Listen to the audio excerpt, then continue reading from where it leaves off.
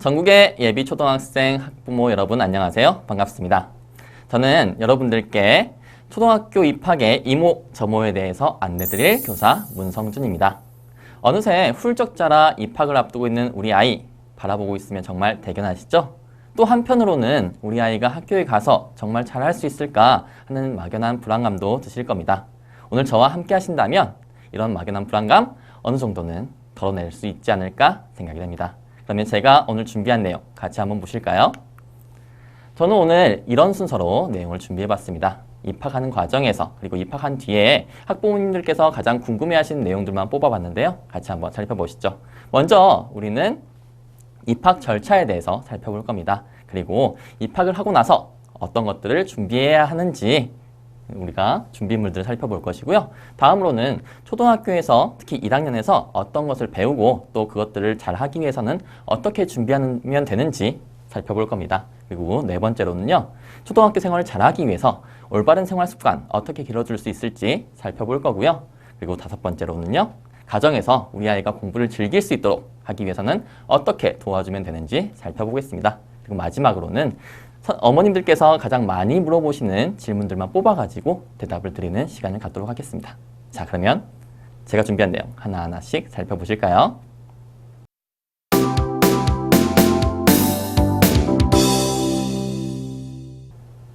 먼저 초등학교 입학 절차에 대해서 알아보도록 하겠습니다. 학부모님들 혹시 초등학교에도 공립, 사립이 존재한다는 사실 알고 계셨나요? 이거 분명히 중학교 이후부터 나오는 말 같은데 라고 하시는 학부모님들도 계실 텐데요. 초등학교에도 엄연히 이 구분이 존재합니다. 바로 누가 설립했느냐, 또 어떻게 운영하느냐, 누가 운영하느냐에 따라서 이 구분들이 달라지는데요. 국립학교의 경우에는 교원을 양성하는 국립대학교에 부설되어 있는 형태로 많이 있고요. 그다음에 공립학교는 지자체에 의해서 운영되고 있습니다. 그리고 사립학교는 사학재단에 의해서 설립되고 운영되고 있는 학교들인데요. 자, 이렇게 구분이 다르다 보니까, 종류가 다르다 보니까 입학 절차도 조금씩 달라집니다. 그러면 공립학교의 입학 절차부터 살펴보도록 하겠습니다. 공립학교의 입학 절차는요. 바로 여기 보이는 문서 보이시죠?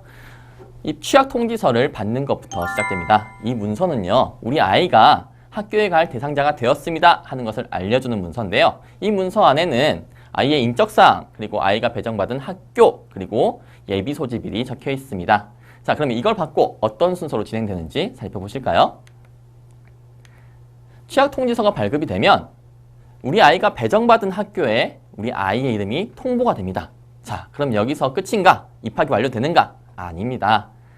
예비 소집일에 취약통지서를 그 학교에 제출하셔야만 입학이 완료가 되는 것입니다. 그래서 입학식을 거행하면 되겠죠. 자, 그러면 국립과 사립은 어떻게 달라질까요? 자, 국립과 사립은요, 공립과는 조금 차이가 있습니다. 왜냐하면 국립과 사립학교의 수가 공립에 비해서 턱없이 적거든요. 그리고 정원에 비해서 지원하는 사람 수가 많기 때문에 특별한 과정을 거치게 됩니다. 가장 먼저 해야 될 일은 자기가 원하는 학교에 지원서를 제출하는 것입니다. 제출을 하다 보면 경쟁이 치열하기 때문에 추첨을 통해서 입학 대상자를 선출을 하는데요. 입학이 되었다, 운이 좋게 입학이 되었다 하는 사람은 자기 주소지의 읍면동 주민센터에 가서 입학을 신고하면 되는 것입니다. 자, 그런데 운 나쁘게 추첨해서 떨어졌다 하는 사람들은 어떻게 될까요? 초등학교 재수할까요? 아닙니다. 바로 공립학교 입학 절차에 따라서 공립학교에 입학을 하면 되겠습니다. 이 추첨에 떨어졌다고 해서 초등학교 재수한 이는 없으니까요. 만약에 국립이나 사립학교를 원하신다면 과감하게 한번 지원해 보시는 것도 좋겠습니다.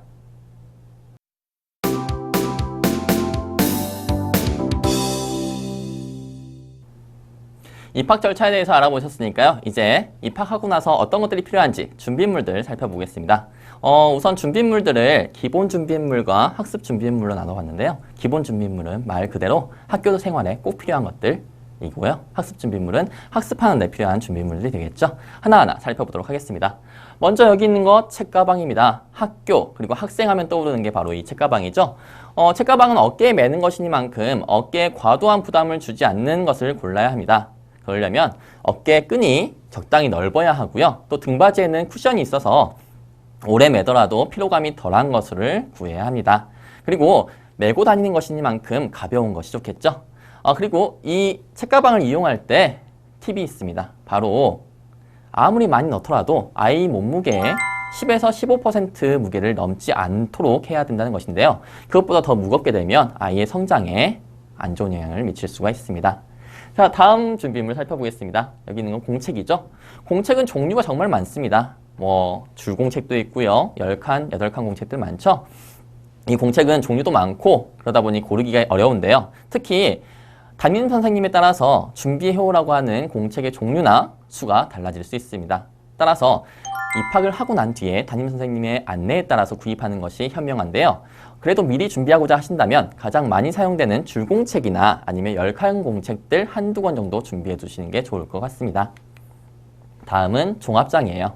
종합장은 16절지 크기가 적당한데요. 이 종합장은 학기 초에 많이 사용됩니다. 위에 스프링 달려있는 이렇게 생긴 것들이 아주 사용하기 편리하고요. 그리고 너무 두껍지 않은 것들이 들고 다니기에 유용합니다. 다음은 필통입니다. 필통은 정말 다양한 모양 그리고 다양한 재질이 있죠.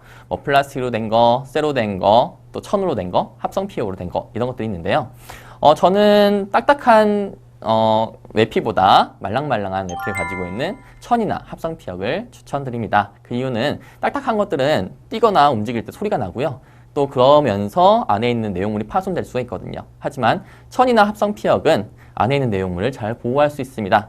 단 하나, 너무 얇은 것을 사용하게 되면 충격 흡수가 덜 하게 되므로 적당히 두꺼운 걸 사용하는 게 좋고요. 또 너무 둥글둥글한 걸 사용하게 되면 책상에서 굴러 떨어질 수가 있으니까요. 굴러 떨어지지 않을 정도의 모양을 가진 것을 골라주는 게 좋습니다. 다음은 연필입니다. 흔히 가장 많이 사용되는 연필이 HB입니다. HB는 적당히 딱딱하고 또 적당히 진한 색깔을 띠는데요. 아직 연필 쥐는 힘이 세지 않은 초등학교 1학년 아이들한테는 조금 버거울 수 있습니다. 따라서 HB보다 약간 무른 그리고 조금 더 진한 B연필을 사용하는 것이 아이들에게 좀 더 편리할 수 있죠. 그렇다고 해서 EB를 사용하면 어떻게 될까요? 네, EB는 너무 무르고요. 너무 진해서 공책이 쉽게 더러워질 수 있으니까 EB는 지양하시는 게 좋습니다. 고르셔야 한다면 HB 또는 B연필을 고르시길 추천드립니다. 다음은 파일입니다. 이 파일은 어떤 용도로 쓰냐면 학교에서 집으로 보내는 가정통신문들이나 아니면 시험지 이것들을 집에 고이고이 구겨지지 않게 가져가는 데 사용되는데요. 이러한 용도로 사용되는 파일은 거창하게 바인더가 달린 것들 이런 것들 구비 안 하셔도 됩니다. 이렇게 단순하게 투명한 비닐로 된 L자형 파일을 준비하시면 아이가 구겨지지 않게 가정통신문들을 집으로 안전하게 배달할 겁니다. 여기 보이는 것은 실내화입니다. 실내에서 생활하기 때문에 반드시 신어야 될 실내화인데요. 이것은 반드시 입학하실 때 학교의 규정을 살펴보셔야 됩니다. 특별하게 학교에서 정한 스타일이 특별한 규정이 있다면 그 규정을 따라주셔야 하고요. 그렇지 않다면 아이 신발, 발 크기에 맞는 것을 골라주시는 게 좋습니다. 딱 맞거나 조금 큰 정도가 적당하고요. 너무 많이 크게 되면 신발이 막 벗겨져가지고 안전사고가 발생할 수 있으니까요. 네, 적당한 걸로 골라주시길 바라겠습니다. 그 다음 보이는 것은 신발 주머니입니다. 신발 주머니 역시 학교 사정에 따라서 구비를 하고 구비를 하지 않고 달라질 수가 있는데요. 대부분 준비를 한다면 실외, 그러니까 복도에 보관을 많이 합니다. 그러다 보니 분실이 많이 되는 물건 중에 하나니까요. 이것은 너무 비싼 것들 필요 없고요. 싸면서 그리고 튼튼한 것들을 준비해 주시면 되겠습니다. 자, 여기 보시면 이름표가 있죠? 아이들이 자기 물건에 스스로 이름표를 붙이게 하면 자기 물건을 사랑하는 마음이 생깁니다. 그리고 잃어버리지 않기 위해서 열심히 노력을 하죠. 이름표를 고르실 때는 배경이 투명한 것들 정말 예뻐 보이지만 그런 것들보다는 배경이 이렇게 불투명한 것이 좋습니다. 왜냐하면 배경이 투명하면 자기 이름이 물건의 색깔에 가려져서 잘 보이지 않거든요. 불투명한 배경을 가진 이름표에 자기 이름 예쁘게 써가지고 자기 스스로 물건에 붙여주게 해주세요. 그러면 자기 물건을 잘 잃어버리지 않을 겁니다. 자, 이제 학습 준비물로 넘어가 보겠습니다. 학습 준비물도 제가 크게 두 가지로 한번 나눠봤습니다. 미술 준비물과 악기로 나눠봤는데요. 먼저 미술 준비물 살펴보겠습니다. 여기 있는 미술 준비물 뭔가요? 네, 맞습니다. 스케치북이죠. 스케치북. 특히 1학년 아이들은 그리기 활동이 많거든요. 그래서 많이 사용되는 물건 중에 하나인데요. 요즘에는 학교에서 사전 준비물로 미리 준비해두고 있는 경우가 있기 때문에 이 역시 선생님 안내에 따라서 구비를 하시는 게 좋습니다. 스케치북의 크기는요. 8절지 크기가 적당합니다. 다음 보이시는 것은 색연필입니다. 색연필도 여러 종류가 있죠. 종이를 풀어서 사용하는 거, 또 뒤에 돌려서 사용하는 거, 깎아서 사용하는 것들이 있는데요. 먼저 종이를 풀어서 사용하는 것은 너무 무릅니다. 그리고 잘 부러지죠. 그래서 아이들이 관리하기에 어렵습니다. 하지만 여기 있는 것처럼 뒤에 돌려서 사용하는 것은요. 적당히 단단해서 아이들이 쉽게 사용할 수가 있습니다.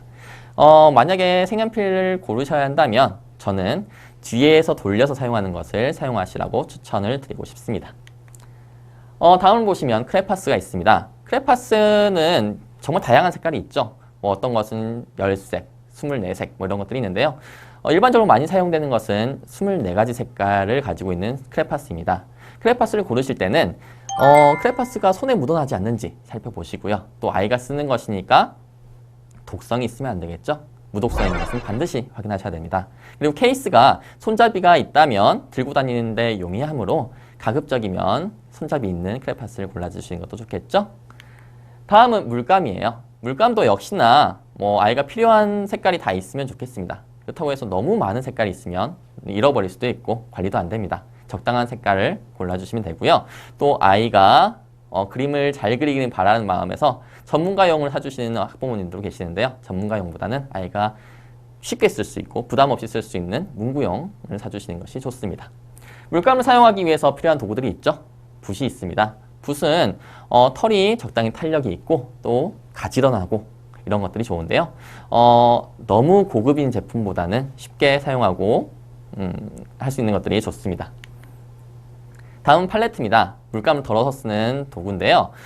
이 팔레트를 활용해서 아이의 미술 시간을 좀 더 알차게 할 수 있는 방법을 한 가지 알려드리겠습니다. 무엇이냐면 특히 물감을 사용하는 미술 시간이 다음 날 있다 하면 이렇게 미리 물감을 짜서 말려두는 방법입니다. 이렇게 하면 아이가 학교에 가서 물만 적셔가지고 사용할 수 있어서 편리하고요. 또 한 가지, 바로 아이가 물감을 짜다가 옷에 튀기거나 아니면 작품을 망치거나 하는 그런 불상사를 줄여줄 수 있는 아주 좋은 방법입니다. 자, 그리고 미술 그리기 할 때 빠질 수 없는 준비물이 또 있죠. 여기 있는 물통입니다. 물통은 크게 두 가지 종류로 나눠볼 수 있는데요. 여기 있는 것은 자바라형이고요. 접었다가 폈다가 할 수 있는 것입니다. 하나는 그냥 통입니다. 어떤 것이 좋을까요? 네, 들고 다니기에는 자바라형이 좋을 것 같죠? 하지만 실제 사용할 때는 자바라형은 별로입니다. 왜냐하면 물을 담아놓은 상태에서 어떠한 이유로 이게 접혀버리는 경우가 종종 발생하거든요. 그렇게 되면 옷도 젖고 작품도 망가지고 친구 작품도 망치는 경우가 생깁니다. 그러니까 이렇게 통형으로 되어 있는 것을 준비해 주시면 좋겠죠. 그리고 한 가지 더 하자면 이 통이 하나의 칸으로 되어 있는 것보다는 여러 칸으로 나눠져 있는 것이 더 좋습니다. 자, 그 다음에 악기입니다. 악기는 크게 리듬 악기와 가락 악기로 나눌 수 있는데요. 리듬 악기는 여기는 탬버린, 캐스터네츠, 트라이앵글 같은 것이고요. 가락 악기는 실로폰, 멜로디언, 그 다음 리코더와 같은 것입니다. 이런 악기류를 미리 준비하시는 것도 좋습니다. 하지만 요즘에는 학교에 대부분 구비되어 있는 경우가 많기 때문에 학교의 안내에 따라서 구비하시는 것이 현명합니다.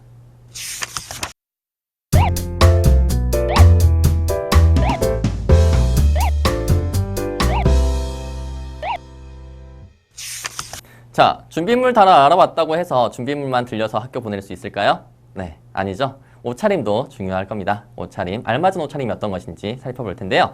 우선 입학식이 있는 3월달, 아직 쌀쌀한 기운이 가시지 않은 시기죠. 그러다 보니 아이가 따뜻하게 체온을 유지할 수 있도록 덮어 입을 외투들을 준비해 주시는 게 좋습니다. 그리고 아이가 학교에 입고 가는 옷은 활동하기 편리한 것이 가장 좋다라는 생각을 잃지 않으셨으면 좋겠습니다. 그러면 옷차림 하나하나씩 살펴볼 텐데요.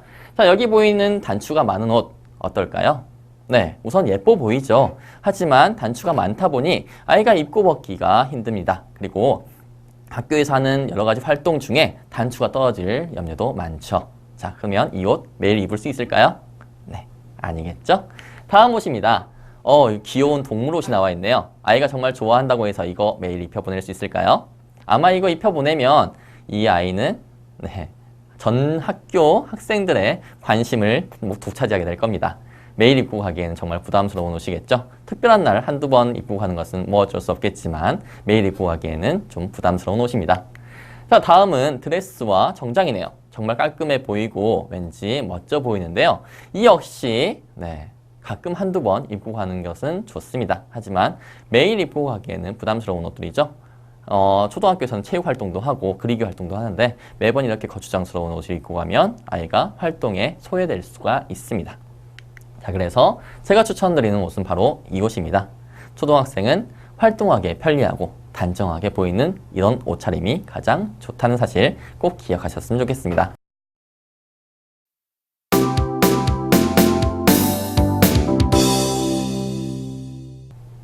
학교에 보낸 아이, 스스로 잘할 것이라며 내버려두는 것은 위험한 생각일 수 있습니다.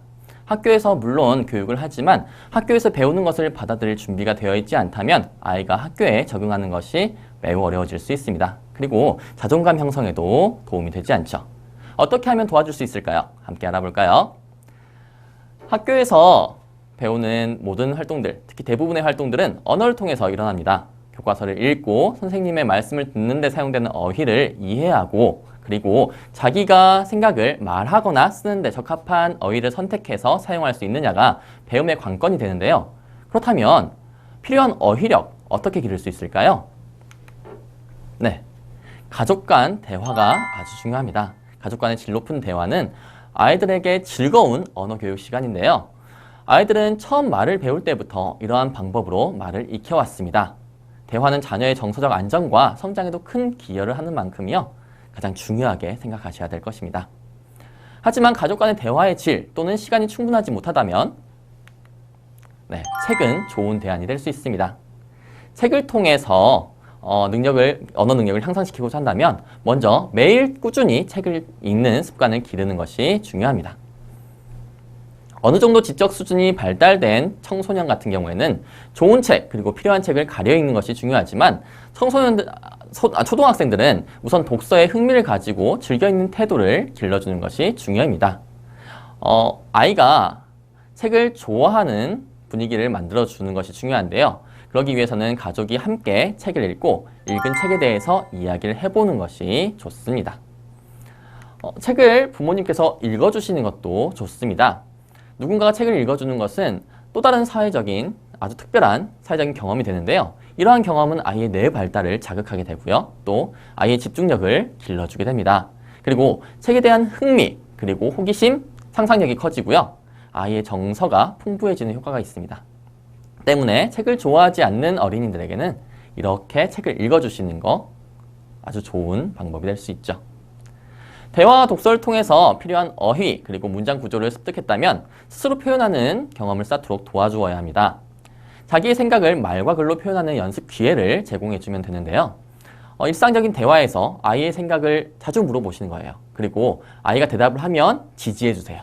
이런 태도가 아주 중요합니다. 그리고 아이가 대답한 내용을 구체화시킬 수 있는 질문들을 해주시는 것도 좋은 방법인데요. 이런 활동들은 자연스럽게 그리고 아이가 부담감을 갖지 않도록 해주어야 효과가 있습니다. 대화의 소재가 한정되어서 아이가 충분히 자기 생각을 표현하지 못한다면 함께 읽은 책을 소재로 대화를 풀어가는 것도 좋은 방법입니다.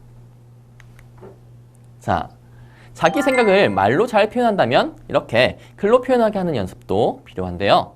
정확한 맞춤법과 정확한 문장 구조에 집착을 하다 보면 아이가 글쓰기에 부담을 느낄 수가 있습니다. 그렇기 때문에 우선은 자기 생각을 자유롭게 펼치는 데 주안점을 두어야 합니다. 그리고 뜻을 전달하는데 발생되는 심각한 오류들은요, 아이와 함께 바로 잡아가는 것이 중요하죠. 자기 생각을 글로 표현하는 데 어느 정도 익숙해졌다면 맞춤법을 고려해서 글을 쓸 수 있도록 지도합니다. 맞춤법 지도는 아이가 압박을 느끼지 않도록 학습량과 학습 방법을 적절하게 선택을 해야 하는데요. 하루에 10개 남짓되는 낱말을 꾸준히 익히게 하고 가급적 받아쓰기보다 생활 속에서 그리고 게임으로 지도하는 것이 좋습니다. 언어 능력 못지않게 수리 능력도 중요하죠. 1학년 때는 2자릿수까지 배웁니다. 수의 순서와 크기, 그리고 한 자릿수의 덧셈과 뺄셈 등을 배우는데요. 무분별한 선행학습은 아이의 수학적 사고력의 성장을 막기 때문에 지양하시는 것이 좋습니다. 수학에서 다루는 숫자는요, 추상적인 수를 글자로 표현한 것입니다. 따라서 수에 대한 개념을 형성시켜주는 것이 수학 공부의 첫 번째 시작이 됩니다. 실제 사물이나 그림을 통해서 수를 인식시키면요, 아이들이 수 개념을 자연스럽게 받아들이고요, 또 수의 크기까지 바로 인식하게 됩니다. 그 뒤에서 비로소 숫자를 공부하게 되는 것입니다. 그렇게 해도 수학 개념을 형성하고 숫자를 사용하는데 늦지 않습니다. 그리고 덧셈과 뺄셈도 마찬가지입니다. 구체물을 통해서 조작하는 활동을 먼저 하고 난 뒤에 수식을 지도해도 됩니다. 자, 국어하고 수학을 살펴봤으니까요, 나머지 과목도 살펴봐야겠죠?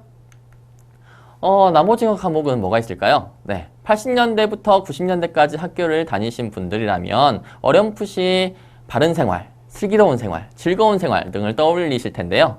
요즘에는 통합교과라는 교과목을 배웁니다.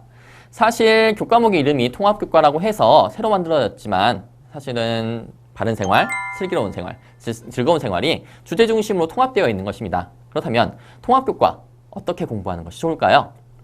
도덕, 예체능, 그리고 사회와 과학과 관련된 내용이 각 단원과 차시의 주제에 따라서 통합적으로 구성되어 있습니다. 따라서 각 교과별 지식을 따로따로 익히기보다 다양하고 통합적인 경험을 통해서 자연스럽게 학습하는 것이 중요한데요. 다양한 분야의 책을 읽거나 여러 가지 체험 활동에 참여해보는 것도 좋습니다.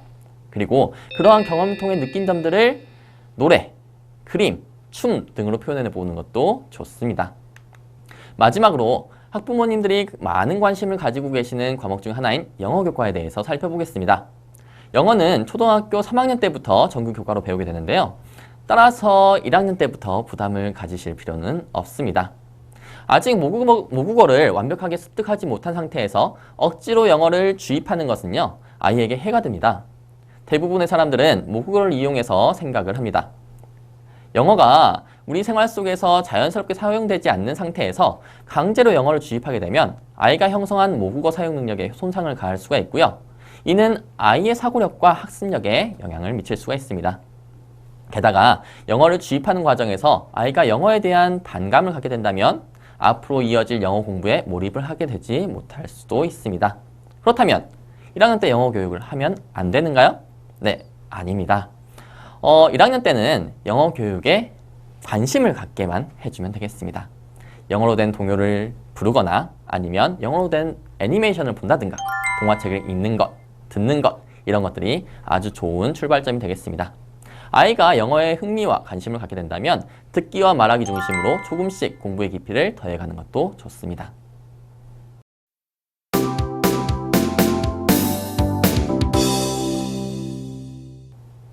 교과별 학습 방법을 알고 있다 하더라도 올바른 생활 습관이 형성되어 있지 않으면 이것을 실천으로 옮기기가 어렵습니다.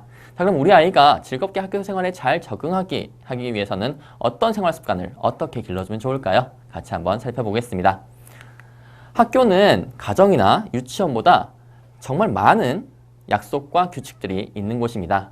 그 중에서 중요한 것을 뽑아보라면 아마 시간 지키기가 아닐까 생각됩니다. 학교는 일정한 시간에 공부를 하고 또 일정한 시간에 친구들과 휴식을 취합니다. 이런 생활에 적응하기 위해서는 아이가 특정한 시간에 특정한 활동을 하는 것을 습관화해야 합니다.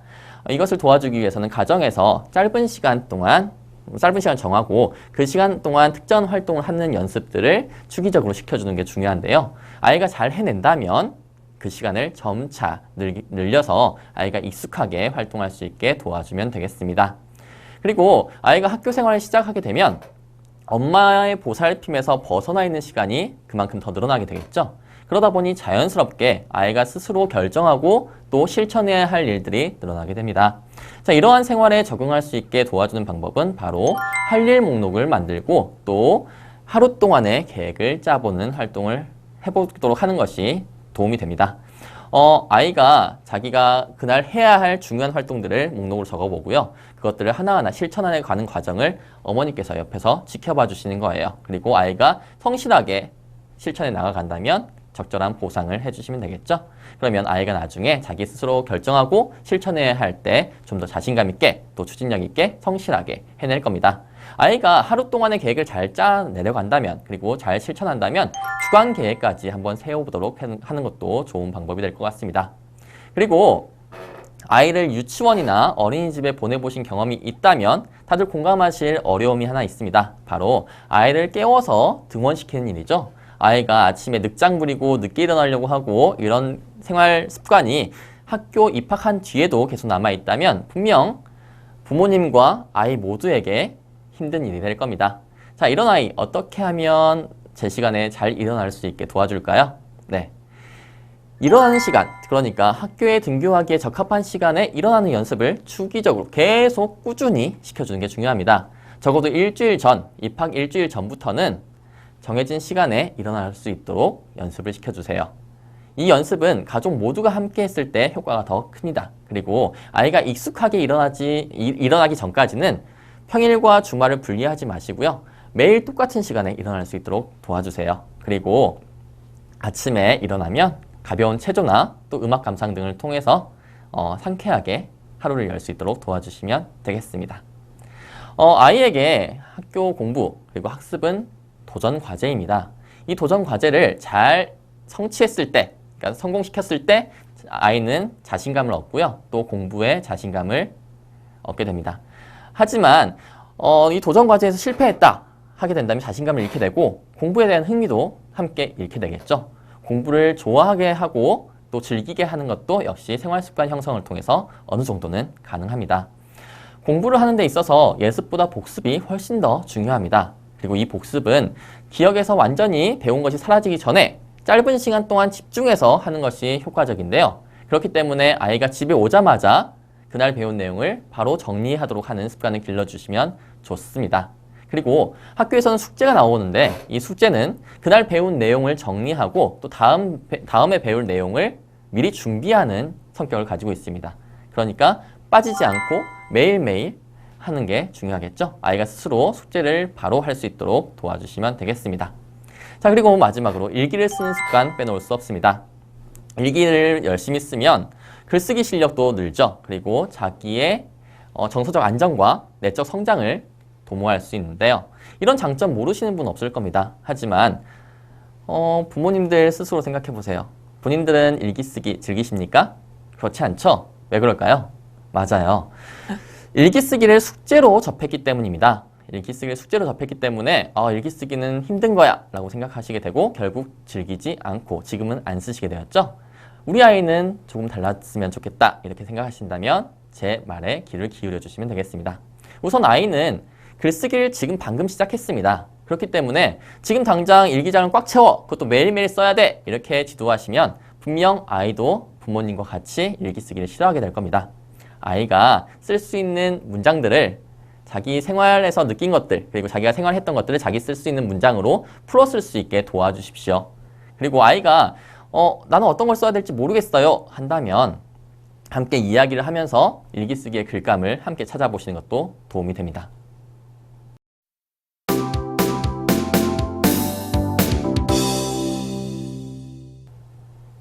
아이가 집에서 혼자 공부를 하고 복습을 하고 또 숙제를 하는 습관을 가지고 있다 하더라도요. 이 모든 것을 부모에게 의존한다면 그 효과는 반감이 될 겁니다. 그러면 아이가 어떻게 하면 스스로 할 수 있게 도와줄 수 있을까요? 먼저 숙제를 한번 생각해 볼까요? 아이들, 특히 초등학교 1학년 아이들은 부모의 도움이 필요합니다. 그렇다고 해서 부모가 매번 도와주게 되면 아이는 숙제를 할 때마다 그 숙제를 해결하기 위해서 고민하거나 생각하지 않고 엄마를 먼저 찾게 될 겁니다. 그렇게 되면 아이는 자기 스스로 무엇인가 하고자 하는 의지가 점점 떨어지겠죠? 그렇게 되면 학업 성취도와 또 학업 태도가 나빠질 수 있으니까요. 이런 것들은 사전에 방지를 하셔야 되겠습니다. 자, 그러면 어떻게 하면 될까요? 숙제를 스스로 하게 하고 싶으시다면 먼저 숙제를 하는 시간과 장소를 정해주시는 겁니다. 가급적 학교에서 오자마자 잠깐 쉬었다가 바로 숙제를 시작하게 하는 것이 좋습니다. 그리고 아이를 도와주는 횟수를 한번 정해보세요. 일정한 횟수만큼만 도와주겠다 이렇게 말씀을 하시면 아이가 스스로 고민하려고 할 겁니다. 그리고요 또 답을 먼저 막 답답하니까 던져주시는 분들이 계세요. 자, 이런 것은 정말 도움이 안 됩니다. 문제를 해결할 수 있게 옆에서 해결 방법들을 찾도록 막 응원을 해주시는 게 좋은 태도고요. 시간이 많이 걸리더라도 아이와 함께 해결 방법을 고민해 주세요. 그 과정 자체가 공부가 되는 것입니다. 그리고 숙제를 하다 보면 시간이 많이 부족한 경우가 있죠. 그래서 마무리를 어머님들께서 해주시는 경우가 있는데 이것은 좋지 않은 방법입니다. 어머님들께서 숙제하는 과정에서 많이 도움을 주셨다 하더라도 숙제의 마무리는 아이가 할 수 있게 해주세요. 그렇게 되면 아이는 내가 내 힘으로 숙제를 마쳤구나 하는 성취감을 맛보게 될 겁니다. 그리고 이 성취감은 앞으로 아이가 무엇인가를 하게 되는, 그리고 할 때 재밌구나 하는 것을 경험하게 함으로써 앞으로도 무엇인가 새로운 것을 계속 하려고 드는 행동들을 유도할 수 있는 것이죠. 자, 그리고 초등학교에서 시험, 특히 1학년 때 시험 하면 떠오르는 것이 받아쓰기죠.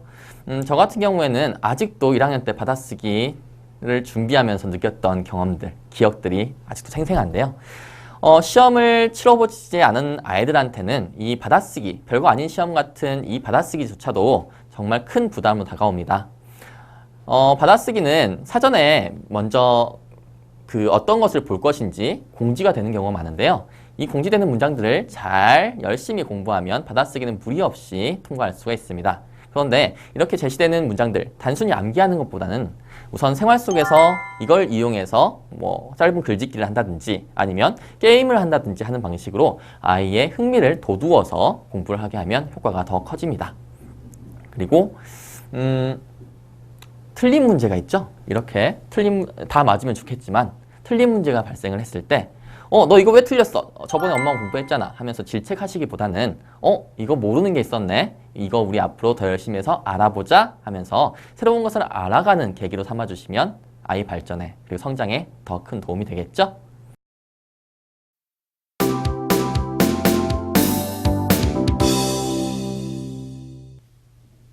학교는 아이가 처음 경험해보는 사회입니다. 부모와 마찬가지로 아이도 그래서 학교에 대해서 기대감과 함께 또 막연한 불안감 같은 것을 가질 수 있죠. 그런 불안감을 느끼는 아이에게 학교는 어떤 곳이고 또 왜 가야 하는지, 그리고 학교 교육을 받으면 어떻게 달라질 수 있는지 이런 것들을 같이 얘기를 해보시면 아이가 학교에 대한 긍정적인 이미지를 갖게 되고요. 또 학교 교육을 통해서 달라진 나의 모습에 대해서 같이 이야기해보는 과정을 통해서 희망도 품을 수 있게 될 것 같습니다. 학교 숙제는 담임 선생님이나 아니면 학교 교육 과정에 따라서 달라집니다. 학교 숙제를 아이가 스스로 할 수 있게 도와주시는 게 가장 중요하고요.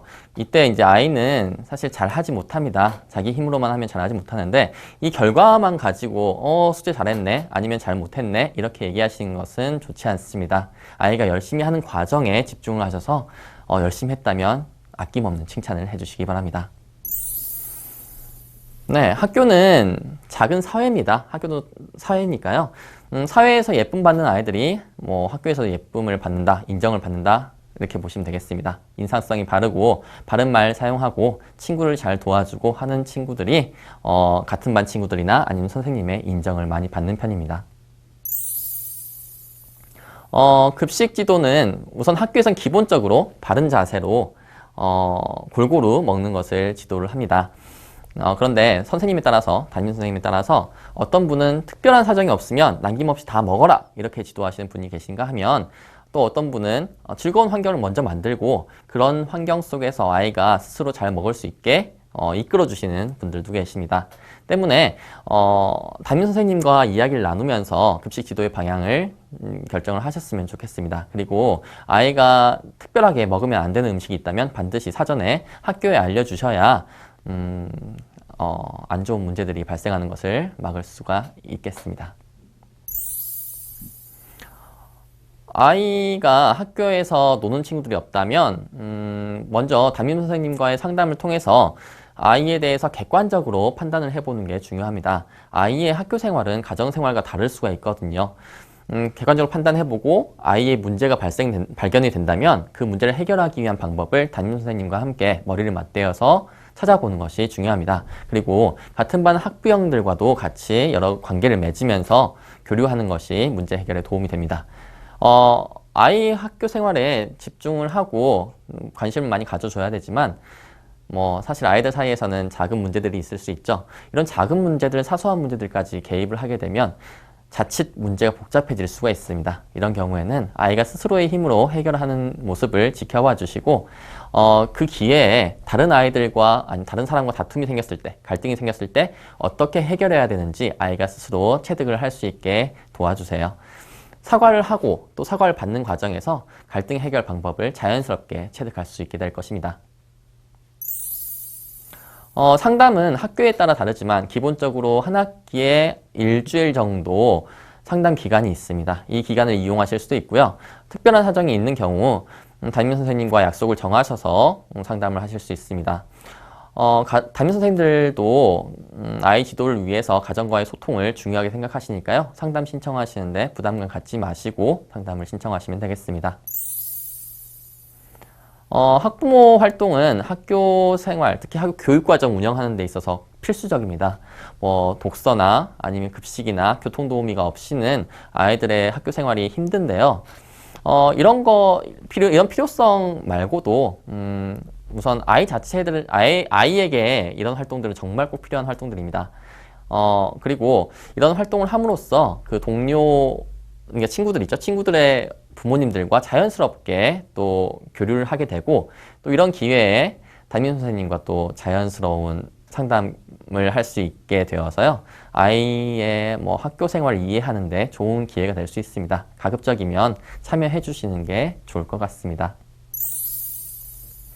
초등학교 1학년 아이들 같은 경우에는 받아쓰기가 우선 대표적이겠죠. 4월 달부터 시작될 텐데요. 대부분 그것 외에도 수행평가라는 것을 합니다. 수행평가라는 건 어떤 것이냐면 옛날 지필평가하고 달리요. 아이가 학교에서 생활하는 거, 그러니까 어떤 학습 활동을 할 때 그 학습 활동을 하는 모습, 그리고 그 학습 활동에서 만들어낸 결과물, 이런 것들을 가지고 평가를 하는 것인데요.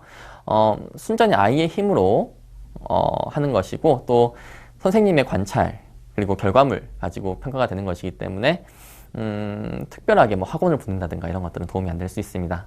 대신에 수행평가 같은 거는 학기 초에 평가 기준이 공개되기 때문에 그것을 보고 미리 아이와 함께 준비해 보시는 것도 도움이 되겠네요. 지필평가만 가지고 아이를 판단하는 것은 정말 위험한 일입니다. 아이가 시험 문제를 푸는 기술이 부족할 수도 있고요. 아니면 시험 불안 때문에 시험을 잘 못 보는 경우가 있을 수 있거든요. 하지만 그런 게 아니라면 아이의 학습 태도부터 살펴보는 게 중요합니다. 아이가 집중을 잘 못한다면 집중하는 연습을 시켜주시는 게 중요하고요. 이제 집중력이 어느 정도 갖춰져 있다 그러면 각 과목에서 반드시 체득해야 되는, 가져가야 되는 중요한 개념들을 잘 학습하고 있는지 확인해 봐야 됩니다. 그게 안 되어 있다면 그 학습 목표를 세분화해서 낮은 단계부터 차근차근 밟아 나가는 것이 중요하죠.